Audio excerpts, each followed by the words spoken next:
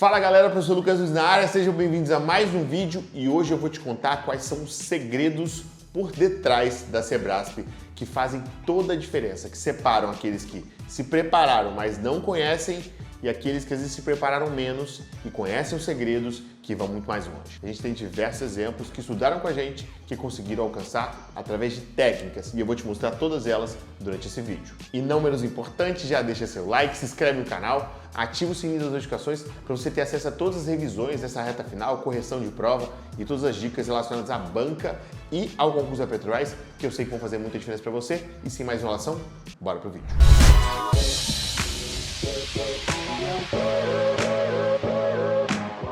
Eu vou dividir esse vídeo em alguns pontos e o primeiro deles é o poder dos enunciados. Quando a gente fala de uma banca específica, a gente tem que entender que existe alguém por detrás dessa banca, uma pessoa que elabora essa prova, uma pessoa que pensa essas questões. E aí tem dois pontos interessantes, né? A questão da repetição das questões. Por que as questões se repetem muito e é importante você fazer questões daquela banca? Porque quando um elaborador está construindo uma pergunta, o que ele mais se desespera é que essa questão seja anulada.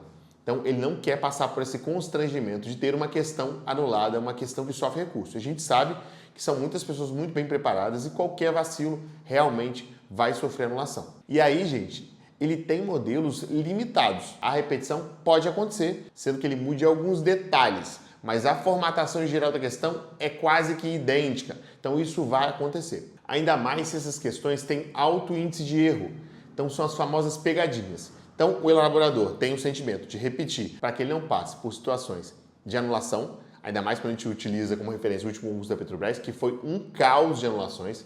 Então, a possibilidade de questões repetidas é muito maior. E a gente vai falar um pouco sobre o poder dos enunciados. Na Sebrasp, como em outras bancas, os enunciados eles têm alguns detalhes que você precisa se atentar. Quando ele é muito generalista em algum aspecto, você precisa acender a luz. Por quê? Porque às vezes um conceito simples, ele afirma aquele conceito dentro do enunciado, ele é generalista e te induz ao erro. Então você precisa ficar muito ligado em questões que confirmem ou repitam conceitos, porque lá no gabarito tem uma baita pegadinha. Só para vocês terem noção, né, depois que houve as mudanças de gabarito no último edital, muitos alunos continuaram sem acreditar que era aquele mesmo gabarito. Então, assim, para vocês terem noção de como os enunciados da Sebrasp, eles brincam com a cabeça dos elaboradores, dos professores, de todo mundo. Então, você precisa ficar muito atento. E a melhor forma de entender isso, a forma com que eles cobram, é fazendo o máximo de questões anteriores nesse período que você tem pré-prova, que são em pouco mais de 2 semanas. Se você fizer isso agora, você vai perceber esses detalhes. E uma dica que eu te dou é que você assista as nossas lives. Tem muitas lives de português, matemática, de conhecimentos específicos que vão te dar esse sentimento de você encontrar, né, e não pisar nessas casquinhas de banana que a Sebrasp adora. Segundo ponto é o seguinte, né, quando a gente fala de concurso Petrobras, a gente tem 2 bancas principais, Sebrasp e Sesgran Rio. Então, atraem 2 perfis muito diferentes de aprovados. Porque quando a gente fala de Sesgran Rio, você pega um cara que, né, não foi eliminado na parte básica, simplesmente garantiu os 10 pontos, né, que a prova é diferente. A parte básica ela não conta para classificação, ela só é eliminatória. Então o cara só quer ele não ser eliminado, ele estuda o mínimo e foca na parte específica.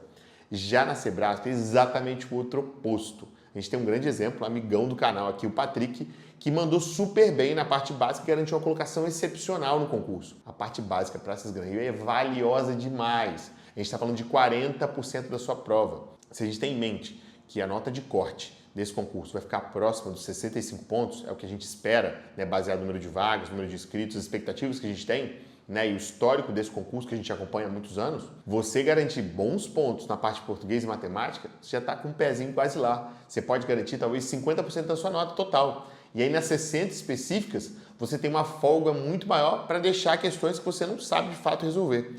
Então, dentro da banca Sebrasp, você não estudar a parte de português e matemática é um risco muito grande. Então, você que está me assistindo é muito da parte técnica, tem um histórico da parte técnica, você é um cara da indústria, né, tá há bastante tempo sem estudar no ensino médio, eu te recomendo focar nesses conteúdos de português e matemática, pelo menos nessa reta final, para você revisar e observar alguns detalhes importantes. A Sebrasp cobra de um jeito muito parecido conteúdos na parte de regência, na parte de crase, questões muito parecidas, na parte de interpretação de texto, matemática também tem alguns pontos. É importante que você memorize fórmulas. A Sebrasp, em vários momentos, tem questões que é aplicação direta de fórmula. E às vezes você chega lá e não lembra a soma de uma PA, a soma de uma PG finita ou infinita, você não lembra disso, chega na questão e fica pelo caminho. Então, duas dicas aqui para a gente separar de forma bem interessante. Foque na parte básica, nessa reta final, não abandone. Se você já está muito bem, ok, foque na específica, mas se você é um cara que tem mais talento para a parte específica, está mais bem preparado para a parte específica, seu resultado na parte específica no simulado tem sido muito claramente melhor, garanta bons pontos na parte básica, porque você abandonar português ou matemática, né, chutar muita coisa, vacilar na estratégia, vai te custar com certeza o seu resultado. E tem um ponto D, a parte básica, Sebrasp tem um histórico muito grande de questões, então a chance dela repetir é muito maior, exatamente porque ela já tem alguns modelos e já sabe mais a cara. A parte específica da prova da Sebrasp, para concursos da área de engenharia, né, parte de cursos técnicos, você não tem um acervo muito grande. Se você não tem acervo, naturalmente existe a possibilidade de questões novas, novidades, questões que vão ser polêmicas, questões que você vai talvez achar que acertou e não acertou. Então eu te recomendo garantir bons pontos na parte básica para não assumir riscos na parte específica. Lembrando também a importância de memorizar fórmulas para a parte de química, física, caso seja cobrado, a parte de fórmulas para a parte de elétrica, mecânica. Memorizar fórmulas em questões Sebrasp é muito importante. Por quê? Por ser uma prova longa, com muitas questões, algumas questões você vai matar só para saber a fórmula, saber aplicar de forma direta. Às vezes você não tem como na Sesgran Rio que aplicar o conceito, entender a ideia, entender mais coisas. A aplicação direta de fórmula vai te garantir questões, então memorizar, faça uma listinha, tá? Recomendo que você separe dentro dos seus estudos, separa lá parte de matemática, né? Caso você tenha algum esqueminha de português que seja interessante, também coloca lá. Bloco 1, bloco 2 e bloco 3, quais são as fórmulas que você precisa utilizar para resolver questões em cada um daqueles blocos e dê uma observada nos últimos dias para não deixar uma questão importante passar, às vezes porque você não lembra. Terceiro item, controlar o tempo da prova. Muitos alunos caem por não controlar uma prova muito grande, com muitas questões e pouco tempo entre as questões. Então, eu já recomendei em outros vídeos, vou falar aqui de novo, tem que lembrar que uma anula uma e que você não deve fazer todas as questões. Então, se você está fazendo isso, você já vai economizar um tempo para a gestão das questões. Acompanhar hora a hora o tempo que você está demorando para realizar as questões e quantas questões você já fez. Então isso também é muito importante para que você controle o tempo, controle o nervosismo e consiga fazer aquele planejamento ali de solucionar pelo menos entre 80 e 85 questões da prova. Outro ponto interessante é começar pelas questões mais fáceis. Então você vai seguir pelo conteúdo que você mais tem confiança. Então, exemplo, você tem muita confiança em português, faça as mais fáceis de português, fiz ali 8, 10 questões que eu considero mais fáceis de português e depois vá à procura de questões fáceis pela prova, questões que você vai garantir a pontuação, exatamente para você ficar mais tranquilo e entender que você está cada vez mais perto da nota que você precisa alcançar. 70 pontos como alvo, 65 pontos como alvo, 75 pontos como alvo. Se você já resolveu 40 questões que você está confiante pelas mais fáceis, você já tem um caminho menor a trilhar. E aí, por exemplo, você fez ali 2 horas de prova, resolveu ali 45 questões que você considera mais tranquilas, que você sentiu confiança ao resolver. Você sabe que quando você der uma saidinha, for ao banheiro e voltar, você precisa resolver e acertar mais 25 questões sem se expor ao risco. Então a gestão do tempo junto com a estratégia fazem muita diferença e é um grande segredo dessa banca que separa os aprovados dos reprovados. Como eu comentei, a questão da pausa, tá? Então se você não planejou isso, é um período muito longo, você provavelmente não está acostumado a ficar ali 4 horas resolvendo tantas questões simultâneas. Eu recomendo que você faça isso, tente simular o máximo possível. Então, se você ainda não realiza simulados, a gente liberou um combo de simulados do acelerador com a revisão, com a solução ao vivo. Então, se você tem interesse, o link está aqui embaixo.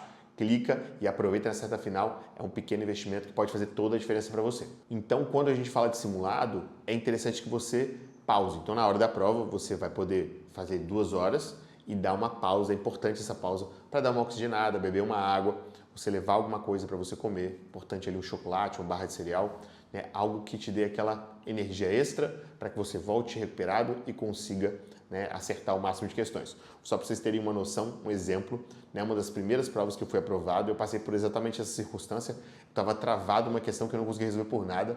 A gente fala que, neurociência fala muito sobre isso, a questão do vício do erro. Eu tinha travado no erro, eu não conseguia observar outra forma de solucionar a questão. E aí, quando eu saio, como alguma coisa e volto, eu consigo ver onde está o erro, solucionar, ganhar confiança e garantir a minha primeira aprovação, que foi na escola técnica, no IFES aqui do meu estado. Então, sim, essa pausa é muito relevante e importante para que a sua estratégia encaixe, você consiga ter 2 turnos com mais eficiência e consiga resolver bem todas as questões. Linkando no que eu disse agora há pouco, comida. Leve barrinha de cereal, chocolate, frutas fáceis, cuidado às vezes com banana, o ideal que seja uva, alimentos que não te dê bagaço, coisas ali que possam sujar sua mão, te gerar um incômodo.